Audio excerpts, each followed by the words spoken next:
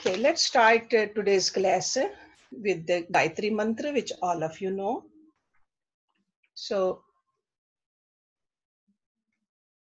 that we can absorb what we learn better and we can practice it also. Okay.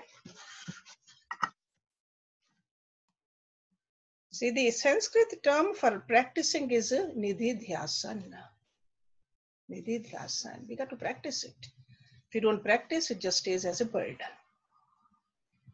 Om bhuvasvaha tat svitravarenayam Bhargo devasya dhimahi dhiyo yo nah prachodayat. Om Shanti, Shanti, Shanti. So we talked about Bhavna last week, and I told you that is a very important factor if we want to get evolved on the path of spirituality. Bhavna. And just to recap, Bhavna means feeling blended with the attitude. It is the quality of the heart. But Bhavna can be tamasic also, rajasic also, sattvic also. Okay, so because it's a feeling. So it is a feeling arising from your unconscious impressions. So if our sanskaras are tamasic, bhavna will be tamasic. If our sanskaras are rajasic, bhavna will be rajasic. Okay. So, and I also told you that satsang, study of the scriptures, practice of meditation, and selfless service, they promote sattvic bhavna in us. That's why these are called positive feelings or positive habits to cultivate. Okay? And bhavna is a treasure. And that's why we want to keep it pure. We want to make it a shubha bhavna, not a shubha bhavna. Shubha bhavna is sattvic, a shubha bhavna is tamasic or even rajasic. So ultimately, with the sattvic bhavna, we have to develop an understanding that God abides in all of us. In all. Everywhere.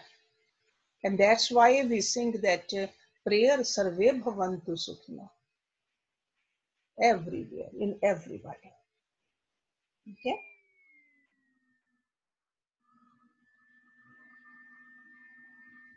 Great vigilance is needed to cultivate a higher form of feeling, that is sattvic bhavana. We need to stay alert. We need to practice. We need to stay on top of our thoughts so that they don't degrade us. They keep on upgrading us. Okay? So sattvic bhavana is based upon compassion,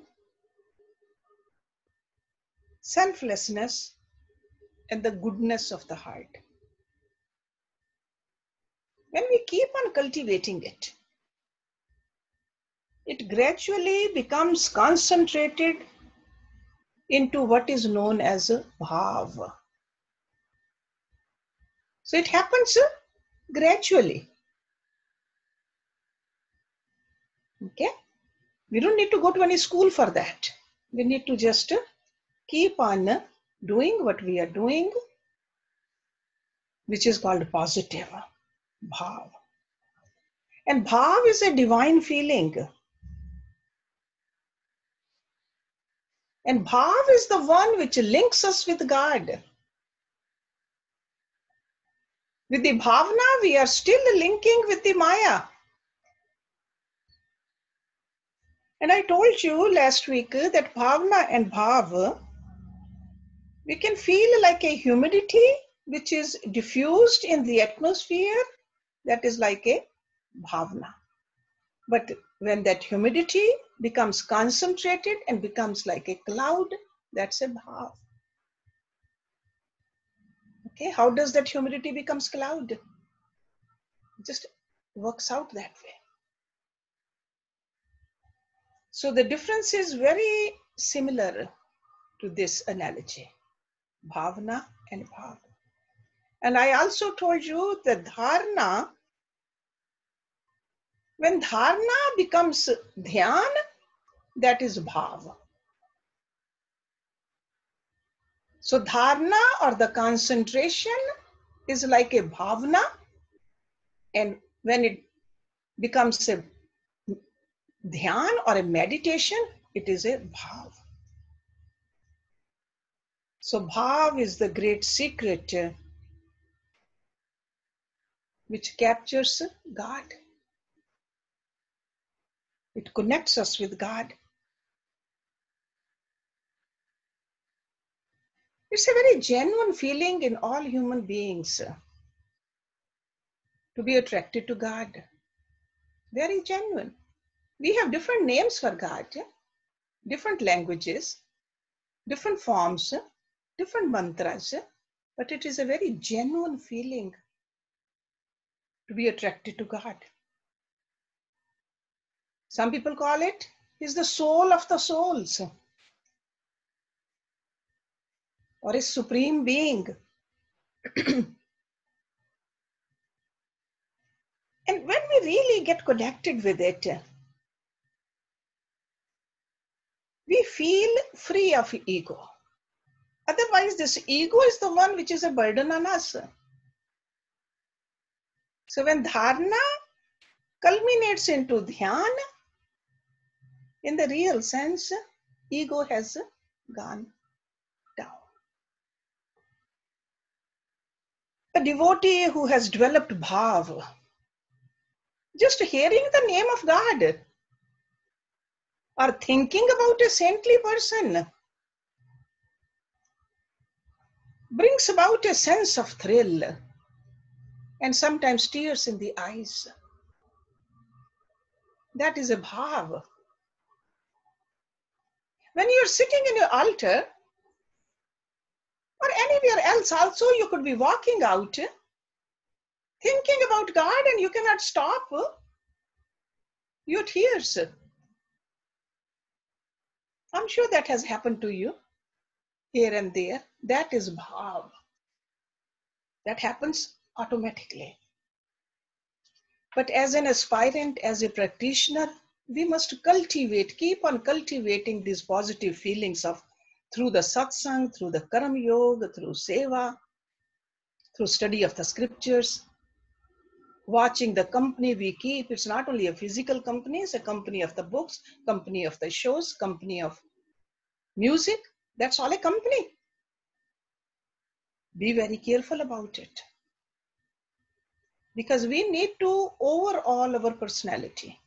And we can do it rigorously only if we pay attention to it. Then we can capture the feeling of a bhav. Bhav is attained through any of the 5 devotional attitudes in Bhakti Yoga. Let me give you the names first. There's a Shant Bhav. Shant means peaceful. Dasya Bhav. Dasya means das, a servant. Sabhav, a friend. Vatsalya Bhav, a parent to a child. Madhurya Bhav, lover and the beloved. You can develop any of these attitudes towards God and you will experience unparalleled bliss. That special feeling which will gather in your heart, and that's called Bhav. The joy experienced through Bhav is called Ras. That's why Bhakti Ras. Ras means nectarian delight. Ras. Ras is in the bhakti. Even if you are doing a seva, the ras comes because of the bhakti, because of the love. Wherever there is a love, there is a ras, the nectarian delight. Let's look at each one of them separately. Shant Bhav. I told you Shant means peaceful. This is like a secret love of God, which is not expressed externally. It's like inside my heart, I love my God. The classic example of one who adopted this type of devotion is Bhishma Pitamaha in Mahabharata. He always loved Krishna, but in a hidden way, non-expressive way. Because Bhishma Pitama was duty bound to fight for the Kauravas. Though fighting externally against Krishna and Arjuna, internally he considered it a divine play. His mind and heart were devoted to Krishna. On one occasion, when the fight was intense, Krishna realized that Arjuna was wavering in the performance of his duty because he knew that Bhishma Pitama is the grandfather. That attitude was obstructing his performance as a warrior. So in order to teach him a lesson, Krishna jumped out of the chariot with a wheel in his hand, ready to strike Bhishma. What did Bhishma Pitama do? He started praying. He put his hands in a prayer position and started praying to God. That is a Shant Bhav. He did not say, I'm going to fight with Krishna. He surrendered. There was a love in his heart for Krishna to that level. And he was so overjoyed that Krishna himself had to come fight against him.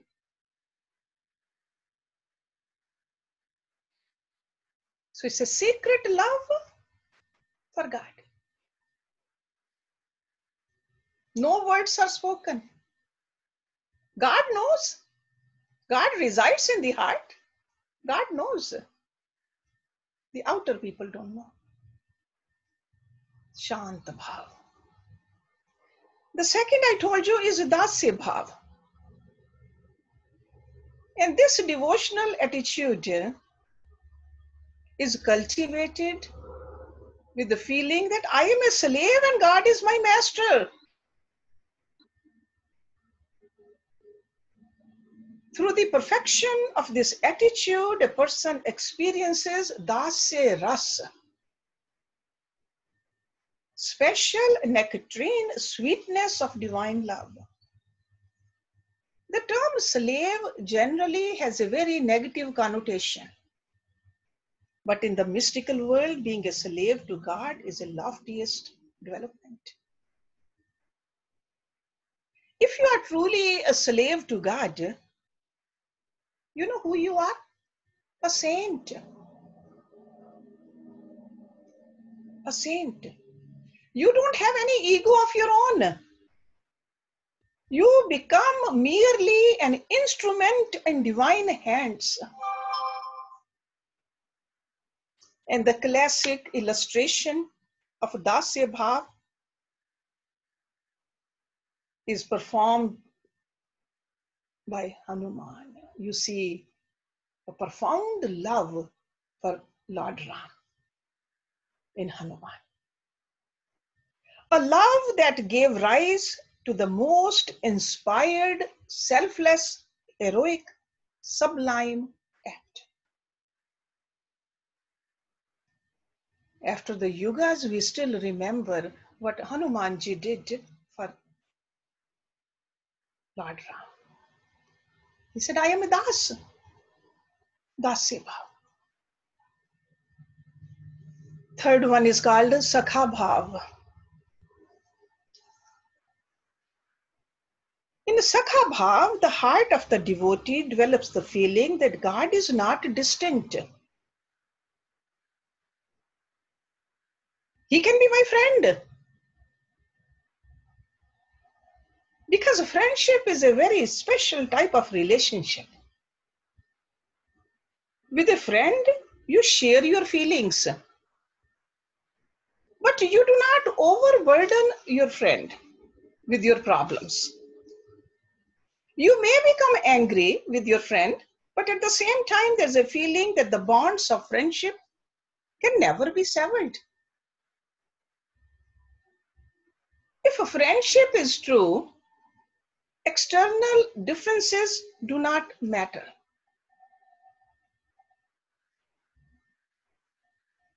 So, in the same manner, you develop this type of feeling towards God. He's my friend. God is your friend, and He's always there to confide in. You can talk to God. You can write letters to God, just like we can write notes to our friends.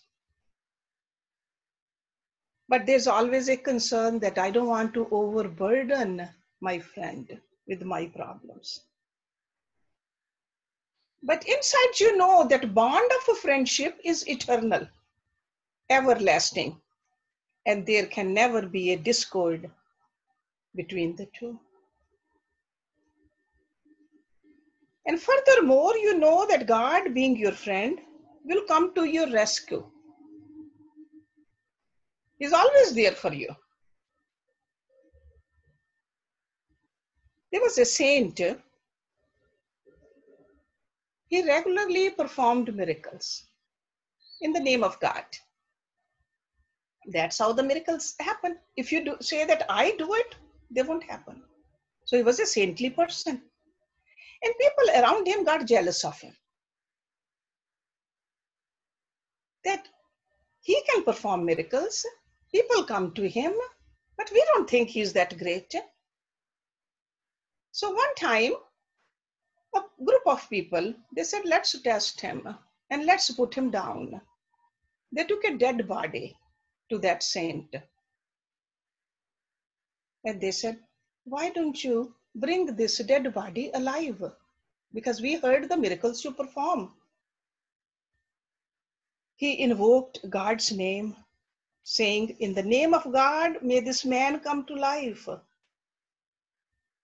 Nothing happened. They're all cheering. After a few minutes, he said, God, in my name, may he come to life. When he uttered that, the dead body arose.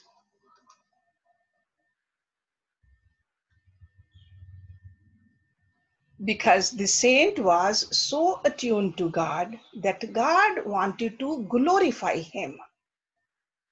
With God's name, God said, it's okay. I don't have to perform any miracle. But when he said, in my name, God said, I cannot let my devotee's name down. The story of Krishna and Sudama illustrates the glory of friendliness towards God. And we all know the story very well. Sudama goes there to Lord Krishna, did not ask for anything. But what did Lord Krishna do? He created a Sudama Puri for him when he came back. He didn't even recognize his own town, the village.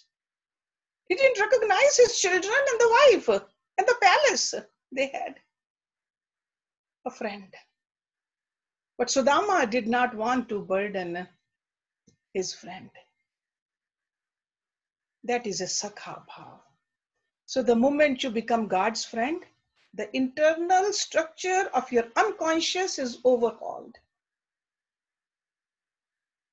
So if you develop this attitude of friendliness towards God, you'll be led to divine realization.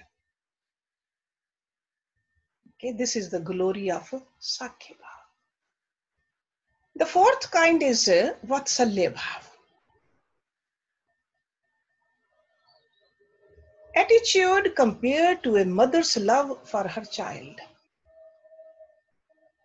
You begin to feel that God is like a child. That's why you often see a bal roop of Lord Krishna in the temples. What is he doing? Stealing the butter. Bothering his mother. Creating all kinds of mischiefs just like little kids do. Vatsalya Bhav. But what really happens in a Vatsalya Bhav? A mother does not expect anything in return. If we are praying to Lord Krishna in a bal roop, but we are expecting something, that's not a Vatsalya Bhav. A mother always gives. Mother loves unconditionally. Mother will stay hungry, mother will stay wet, but mother will keep on loving the child. For a mother, her child is the most beautiful, the most precious. So if we can have that kind of attitude towards God, then you are doing Vatsalya Bhav. But if your feelings are that what should I get from God, that's not a Vatsalya Bhav. So remember this, a mother does not expect anything in return for her love,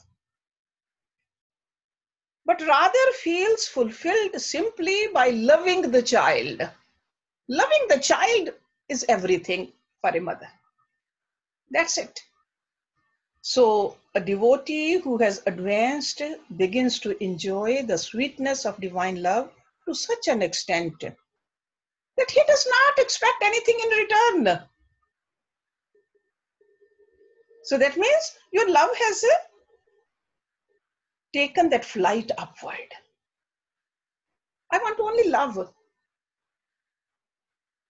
without anything in return. Because as long as you're expecting something in return, your devotion remains limited, restricted. So when you enter the advanced state, the very fact of merely remembering God fills your heart with great joy. Just the name of God. That's it. Nothing after that. Name of God, period. Full stop. Not a comma. For one whose devotion is not mature, prayer is often a means to an end. You pray, then wait for the results. When those results do not come, you feel frustrated. But as you advance to this level, by the very act of praying, you are opening your heart to God and not to the world outside with its perishable objects. Prayer in itself brings about an awakening of great joy.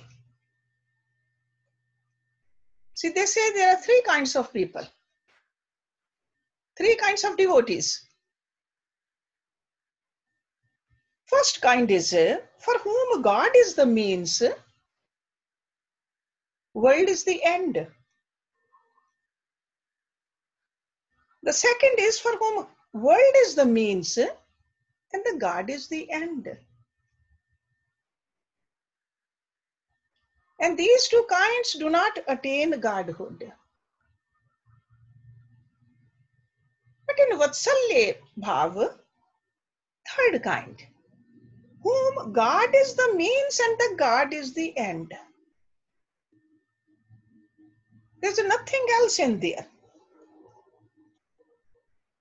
It's only God and God and God. So Yashoda Mata had this kind of a love. There are stories in the Purans about the previous life of Yashoda Mata. She did lot of tapasya, lot of austerities. God came. God said, what do you want? She said, I want you to be my son, my baby. And that's what happened. Mother of God. So Mother Yashoda's love for Krishna exemplifies Vatsalya Bhava. Many saints in India who have adopted this attitude. So when you adopt the attitude that God is like a child, you just give all your love to him and do not expect anything in return. When you pray for the sake of prayer, love for the sake of loving, God becomes a mass of tenderness, sweetness. That is Vatsalya Bhav.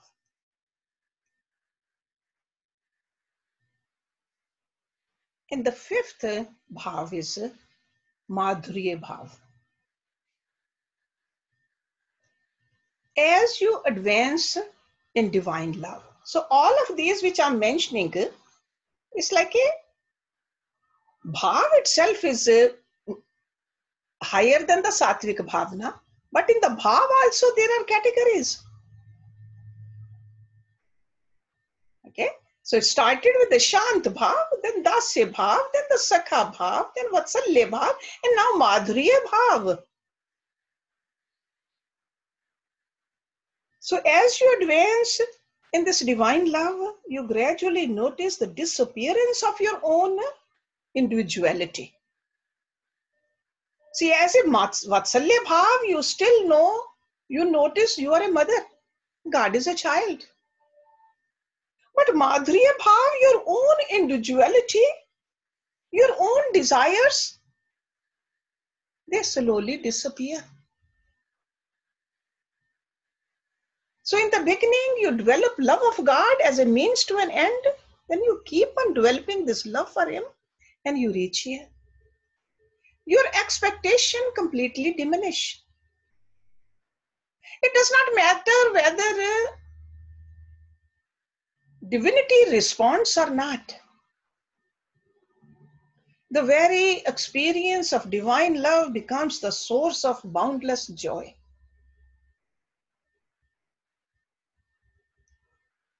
The meaning of this Madhurya Bhav is sweet sentiment. So in the worldly terms, it's a feeling that exists between a lover and a beloved. I'm talking about not a business relationship, which we normally see. It's a true lover and beloved. This is the most advanced state, a state in which ego ceases to exist. The mutual relationship between God and the soul, the state in which divine love devours the individuality of a person. Again, let me explain it to you through the story from the Puranas. In fact, this one is from Bhagavad Purana. Once says Narad wanted to know who were the best devotees of Lord Krishna. Krishna proposed a simple method for determining this. Krishna said that I will pretend that I have a stomach ache.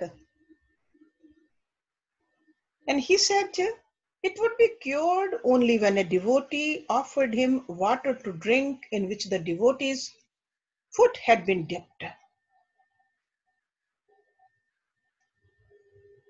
So Krishna was going to pretend that if any devotee were to give him that type of water, his pain would be cured.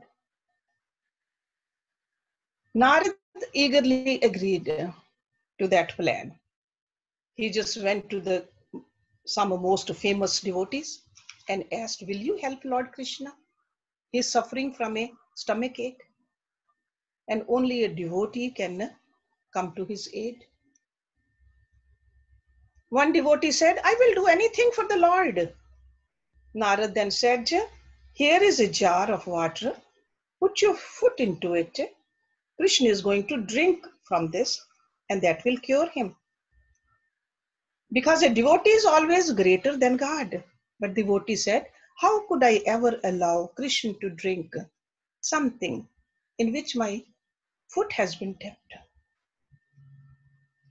What will happen to me? Narad replied, surely you will go to hell for having done so. The devotee said, well, then I will not do this. One by one, the devotees said the same thing. No one would allow his foot to be dipped into the water for Krishna to drink. Then Narad came to Radha, the famous devotee with a Madhurya Bhav, the state of intense sweetness towards Krishna. And Narad said the same thing to her. Krishna is suffering from a stomach ache. The Radha immediately said, what can I do to help? He said, all you have to do, put your foot in this water, jug of water. At that time, Radha's feet, they were immersed in mud. But she immediately put both the feet in that jug. Narad said, stop, think it over before you do this. If you allow this water to be taken by Krishna, you are going to everlasting hell. Radha answered, who cares about hell? My beloved is suffering from pain and all you can talk about is hell. What type of a saint are you? Bring all that water. And she placed not just one foot, but both the feet in that water. So not worrying about yourself, only thinking about your beloved. That is a Madhurya Bhav. So Narad realized that here was the greatest devotee of all. Radha's love was not conditioned by her egotistic expectation. Even if she had to enter hell in order to please the Lord, she was ready to do. That is a Madhurya Bhav. So whether you are placed in an adverse situation or a prosperous one, love for God will not diminish. It will continue to grow. Even if you are repeatedly given adversity. Because often we say, oh, I did so many taps, so many vrats, so many yajnas. What did God give me? But if you have this kind of a love, doesn't matter what kind of a life you have. No matter what kind of adversity, but love for God does not diminish. So as you advance, you will realize that the intellect of a devotee does not interpret anything in the world as adversity. Because only a material intellect will say this is adversity or this is prosperity. Devotee is not looking at that. Devotee finds every condition to be a divine gift. Devotee realize that painful situations are not really painful. But those situations, they are leading us to higher wisdom of God.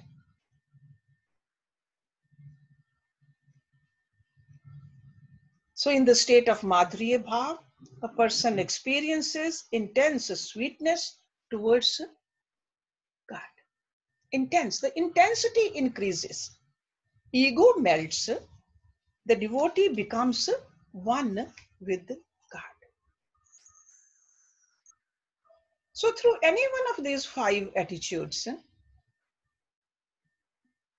one can attain perfection and enjoy the greatest heights of divine communion.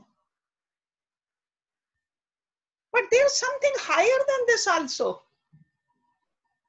So just like there is a Bhavna, layers of Bhavna, from that you move towards a Bhav. And in the Bhav also there are so many categories. Then from a Madhurya Bhav also, there is something else which is called Mahabhav. Mahabhav. So a devotee ascends the different ranks leading to divine communion, and that state in which feeling is no longer limited by ego, nor confined within your conditioned mind. When this feeling becomes free, when it is touched with the light of intuition, that state is known as Mahabhav.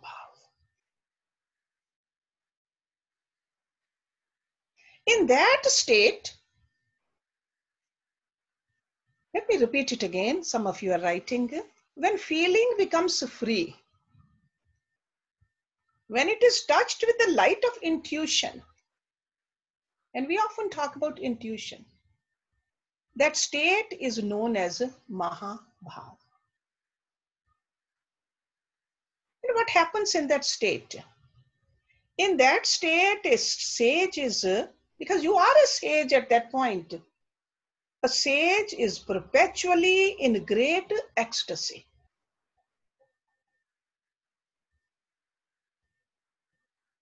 It is a thrilling state of divine communion.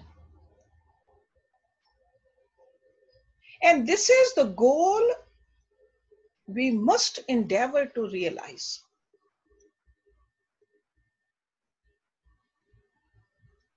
And in the yogic terminology,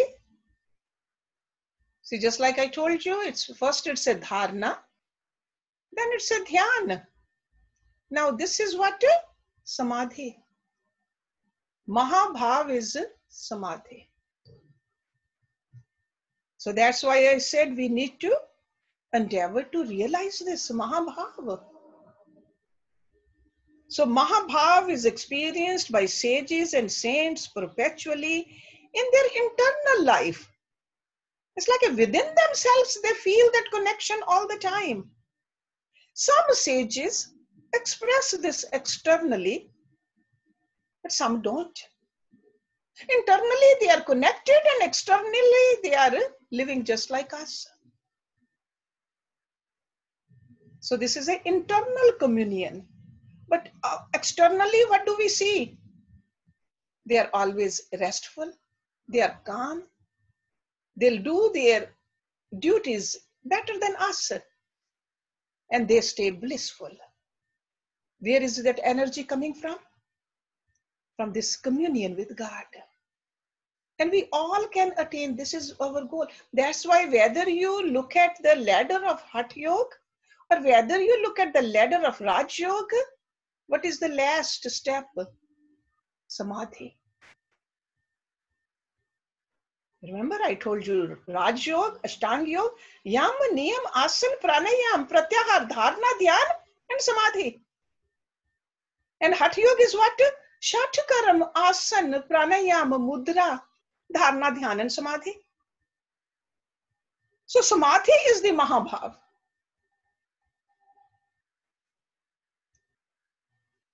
So in the beginning, you remember God when you see glorious events like the sunrise and sunset. You say, my God, how beautiful this creation is. Your creation, it's so beautiful. But as you advance, a brick wall, a tiny blade of grass, a little worm crawling, or even a place of garbage brings an awareness of the divine presence behind it. When God is everywhere, so in a garbage pail also, in a live tree also, in a dead tree also. There's no place where God is not. So that is the advanced state of Mahabhav.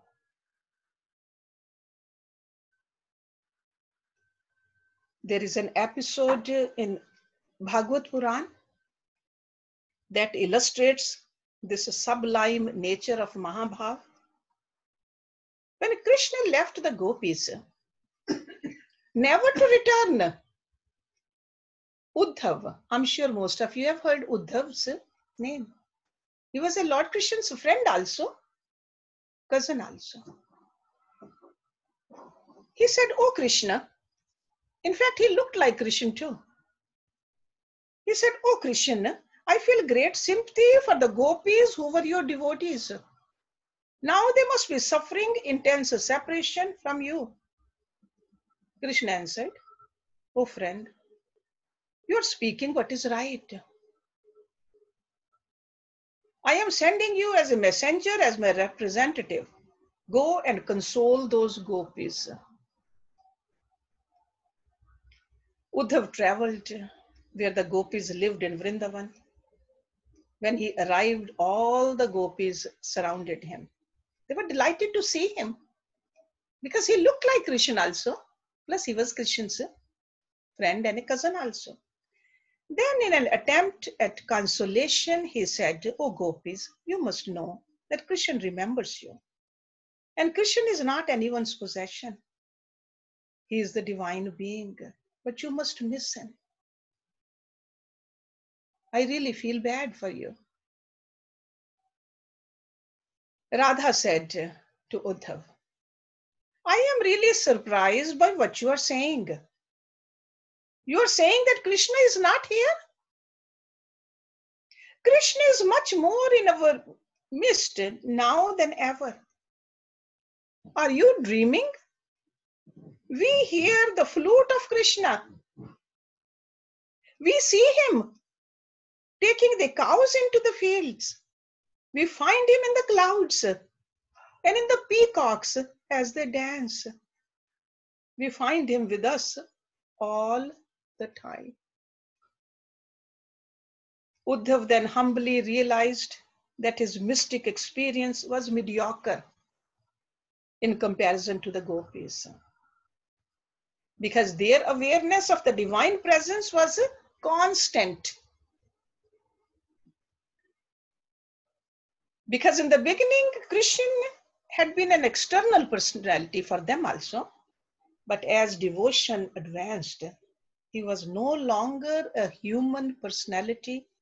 He became the subtle essence behind everything. People who did not have that insight thought that gopis were miserable, just like Uddhav did, because Krishna had left them. But it was not really so. The physical Krishna disappeared from their middle, but the spiritual Krishna permeated them, and they were always in the state of ecstasy, communion, divine presence. And that is the state of Mahabhav. Never feeling the separateness from God. The attainment of Mahabhav occurs at a certain time in the depths of our heart, in silence and in stillness. But the effect of this Mahabhav is so thunderous. You feel it in the entire cosmos.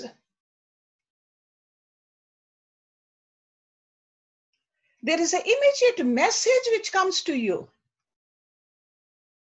Such is the majesty of that state of greatest glory. The Vedic mantras, they were written in Mahabhav.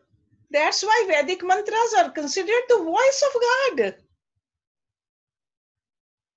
They did not appear from the intellect. They are the words of God. This is the majesty, the state of the greatest glory, the fulfillment of all human potential, the culmination of all love. Mahabhav, Samadhi.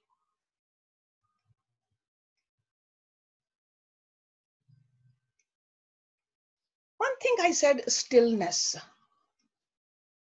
See, the yogis, when they made these ladders for Hatha Yoga or the Raj Yoga, because without stillness, we cannot attain this Mahabhav. And in Hatha Yoga, what gives us the stillness? Because asanas don't give us stillness. Asanas, they give us what? Flexibility, strength. Pranayam doesn't give us the stillness. What does pranayam do? Makes us feel light. Shat karams don't give us stillness. They give us purification. What gives us the stillness will be the topic of next 25 weeks. The mudras. Mudras are for the stillness. So this whole diagram of Hatha Yoga and the Raj Yoga, if we practice it with the full knowledge, we can reach to this Mahabhav in one lifetime. But again, the practice we must do. Okay, so that's why first I thought I will go through that Shambhavi Mudra today.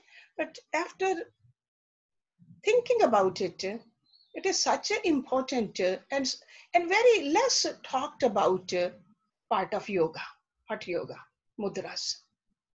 But so important for a person who wants to reach to this highest level. So we will just gradually, I'll teach you each and every mudra, and it's up to you which one you want to practice. Because I'll tell you which one should not be practiced for a certain person and which one should be practiced, but in a small doses. Because idea of all this information is not to overwhelm you, but give you the right information so that you can practice it and get the benefit from it. Okay, yoga is something we practice. It's not something we only talked about or read about.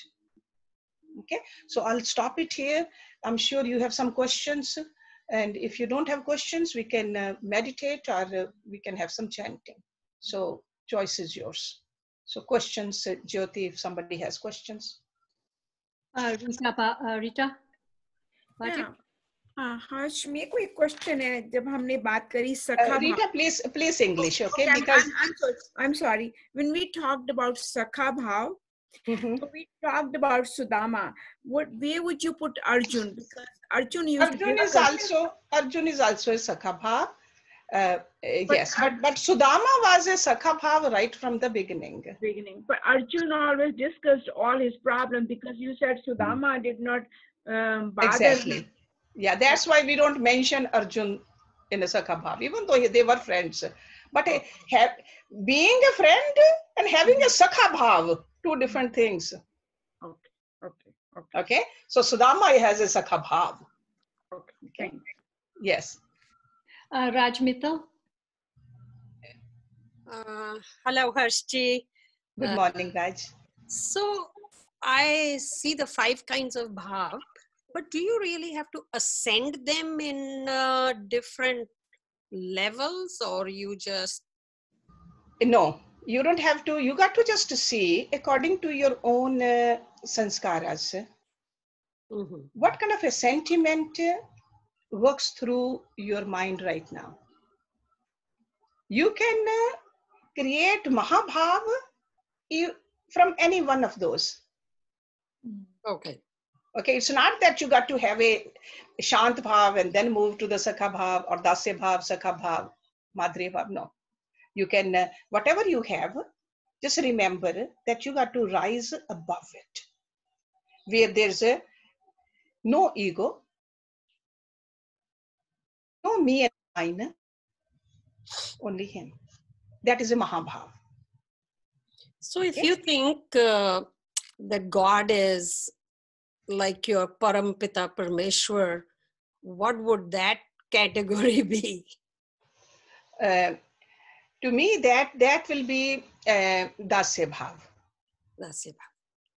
Yeah, because Parampita Parmeshwar, he is the greatest, we are the little. Okay, so we are the children, he is the Parampita. So that's a Dasya Bhav.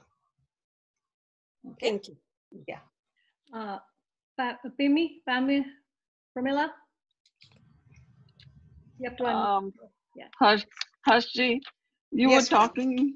were talking about dharma, dhyan, bhav. I was little Dharna. Dharna. dharna, dhyan, bhav. I was little confused. Could you Okay. please explain? Okay. Dharna in English, write it down, it's concentration. Okay. Okay. And when you are concentrating, there are three things. Right next to it, there are three things. Mm-hmm. Awareness of your personality, awareness of the object you are concentrating upon, and the effort you are making. Mm-hmm. There are three things in dharna. When Okay. it becomes a dhyan, English translation of dhyan is meditation. When it reaches dhyan, then no effort. You are still aware of your personality and the object of your meditation. Two things. Okay. When you reach samadhi, which is today I said it's a mahabhav, then you even lose awareness of your personality. It's only one God. That's it. That doesn't mean you don't have a body. You do have a body, it's a functioning, but constant awareness of God only. So you can see that how it is a progressive attainment of oneness. Okay. So that's all. Don't be confused. Either remember the English words or the Sanskrit, doesn't matter. But the idea is to dissolve your lower personality, and all this happens with practice. You need practice. Sometimes there's so much to absorb. It's okay. Don't feel. That's why I keep on telling you, don't feel overwhelmed. Just Pramila, you have mentioned many times to me, you want to sit down with me. Yeah. Like, time has come. You should come over here. We can have the masks on and sit down. I'll make a little program for you. Because Okay, I thank you. want to practice, but you feel overwhelmed with all this information. Okay. So maybe we need to do that. Just come over here, okay? Okay. Yeah, definitely. Can you please repeat back? Dharna has 3 stages. Awareness. Yeah, dharna doesn't have 3 stages. Dharna has 3 elements to it. Elements, okay. Yourself, you are aware of yourself. You are aware of the object you are concentrating upon. And then you are making an effort to do it. That means your mind will go away, you will bring it back. It will go away, you will bring it back. Most of the people, when they say they are meditating, actually they are trying to concentrate. That is the 3 elements in there. When you reach meditation, you don't even have to put any effort. You sit and you can totally get absorbed into the object of your meditation. And when you're samadhi, there's only one thing left, only God. You are gone. Okay? Yes. Dhyan may not even have any object. No, dhyan mein object hai. In dhyan, object and you. No effort. That means your mind is not going anywhere. It's just like a constant flow towards that object of your meditation. That means no breakage. It's not that you got to just, you're thinking about God and all of a sudden something else comes up. That's a dharna.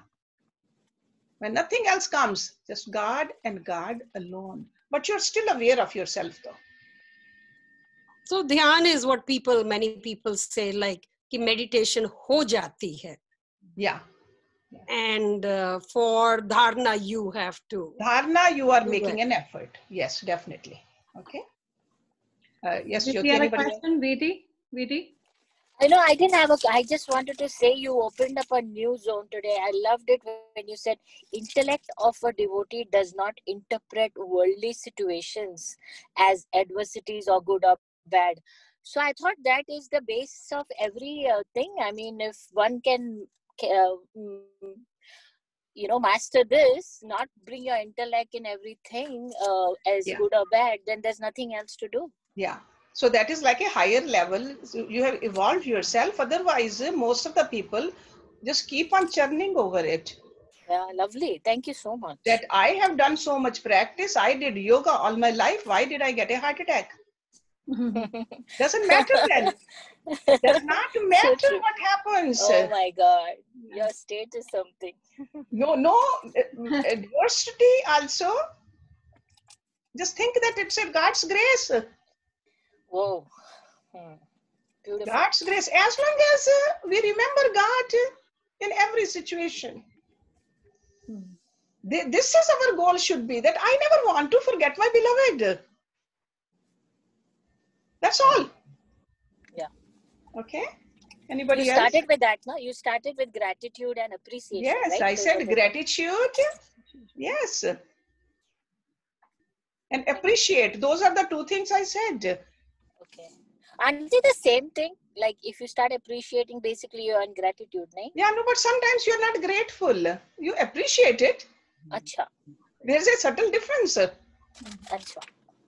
Okay, so both the qualities need to be cultivated. Okay. Thank you. Thank you very much. Anybody else? Nope. Harshji, I have one little question. Okay.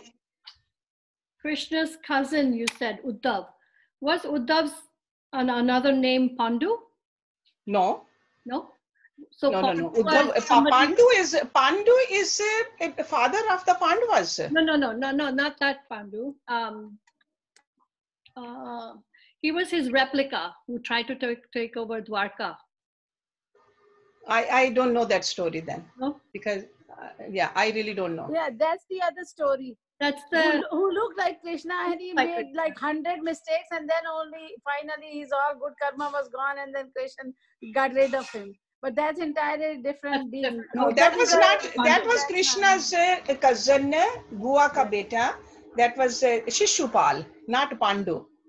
His name is Shishupal, whose 99 mistakes Lord Krishna promised to his mother that I will forgive, but 100th I won't. Okay. And when the 100th mistake he did, Shishupal. So Sudarshan Chakra, so Lord Krishna ordered the Sudarshan Chakra to go and cut his head. And that's what happened. When Sudarshan Chakra came back, Lord Krishna's finger got cut.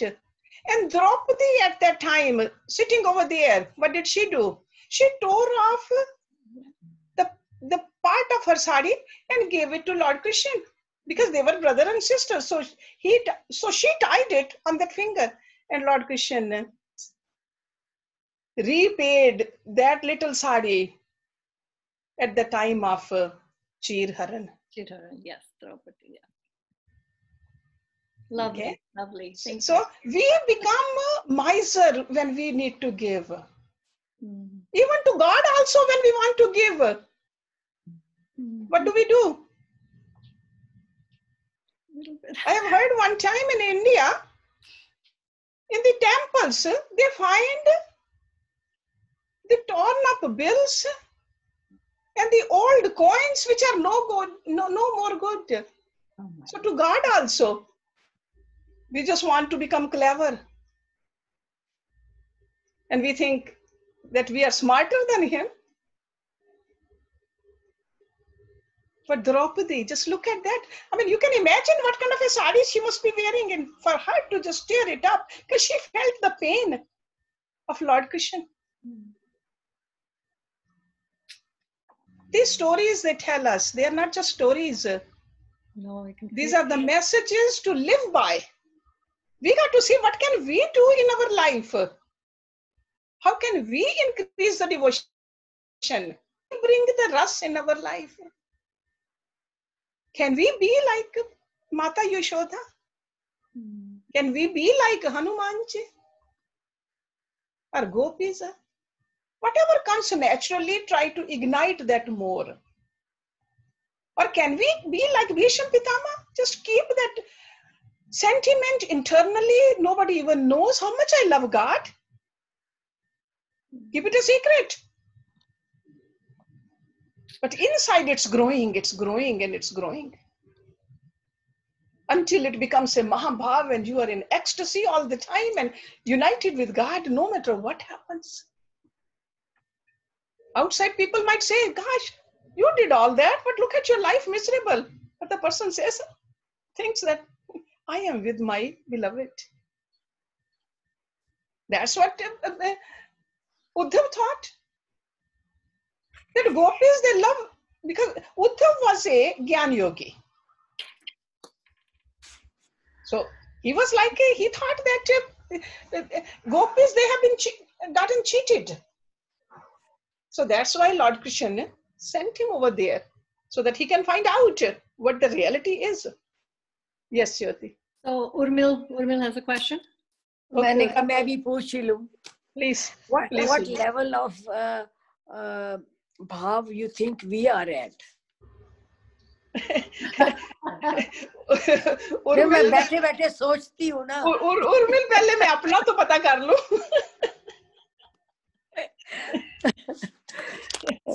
अपना तो कुछ पता ही नहीं है. No, all I can tell that you guys are great students. You're trying to learn, trying to apply. Keep on applying this in your life. Okay? Yeah. So very proud of you guys. Yeah. Platonic है अभी तो. Yeah, yeah, we've been using that word quite a bit, huh? Plutonic, okay. Yes, Poonam. Harji, you gave us the ways of Hatha Yoga, and you have given us the ways of Bhakti Yoga. But I think you said something about Ashtanga Yoga or something. Raj Yoga. Raj Yoga is... Can you give me what were the, number 1 to number whatever 8? Okay, Raj Yoga or Ashtanga Yoga is the same thing. Asht means 8, so there are 8 parts. 8 parts. First one is the Yam. Okay. Those are the like do's and don'ts, Yam and the Niyams. Okay, what should we do, what we should not do, our behavior, our codes of conduct, Yam and the Niyams. Then comes Asana, Pranayam, Pratyahar. Pratyahar is control of the senses. Then comes Dharana, Dhyana, and Samadhi. Thank you. Okay, so these are the 8 rungs on the ladder of Ashtanga Yoga. Okay, so but Samadhi is there. So whether it's a Bhakti Yoga, end is in Samadhi, Mahabhav. Whether it's a Hatha Yoga, end is the Samadhi. Ashtanga Yoga, Samadhi. So last 3 are same in all of them, I guess. Yes, because that's the goal. Yeah, because that's the goal, right? Yeah. Because in Bhakti also first there are a lot of rituals, right? You start out with a lot of rituals, going to the, for the pilgrimages also, that's also part of Bhakti. But later on you understand that, hey, why I'm doing all that? So that I create this love for God. Going to the temples or getting up in the morning and doing the diya, evening diya, all that rituals which we do, the end result should be connection with God. We got to keep an eye on that. Okay, so good. Thank you. All right, anybody else? Otherwise we can... We're at 11:34. Yeah, 11:34. So Poonam, you want to sing today? Okay, I will try. Yeah, no, sing anything you want. Yeah.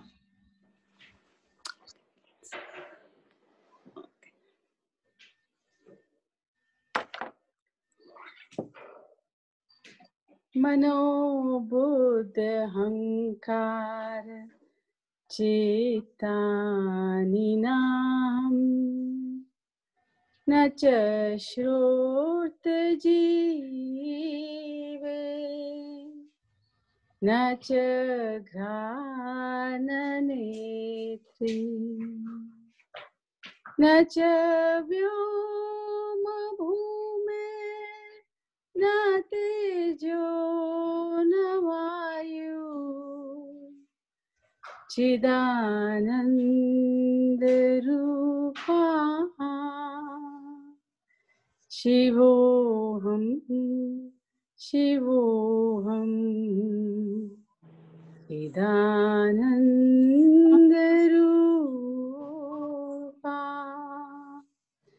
शिवोऽहं शिवोऽहं न मे न च प्राणसंयो न वा पञ्चवायु न वा सप्तधातु न वा पञ्चकोश न वा पाणिपादो न चोपस्थपायु चिदानन्दरूपा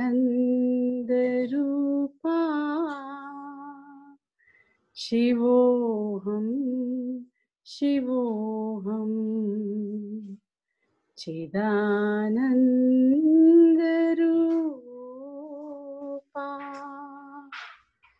शिवोऽहं शिवोऽहं न मे द्वेषरागो न मे लोभमोहो मधुर्नेव मेनेव वात्सल्यभावो न धर्मो न चार्थो न कामो न मोक्ष चिदानन्दरूपा शिवोऽहं शिवोऽहं चिदानन्दरूपा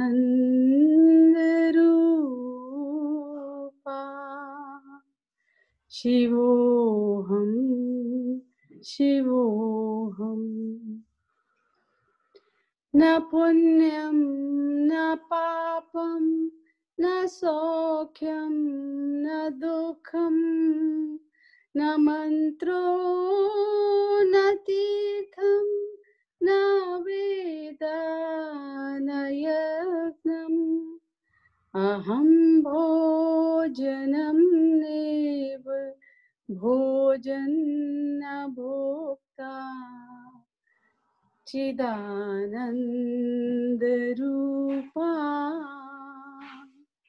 शिवोऽहं शिवोऽहं चिदानन्दरूपा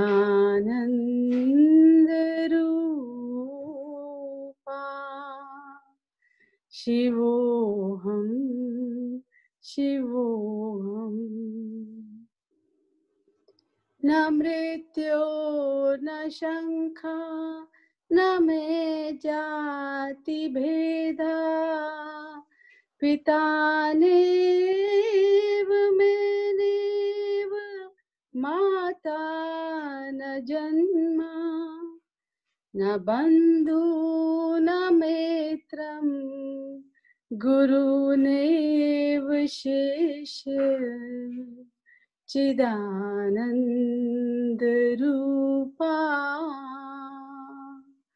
शिवोऽहं शिवोऽहं चिदानन्दरूपा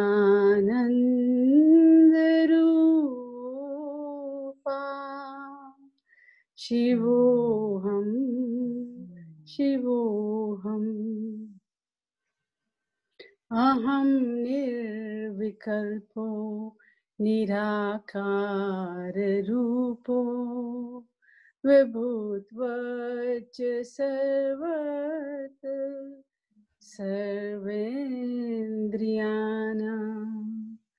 न च सङ्गतं नैव मुक्तिर्न मेया चिदानन्दरूपा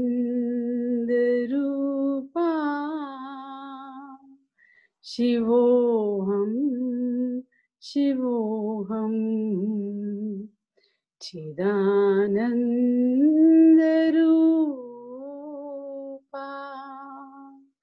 शिवोऽहं शिवोऽहं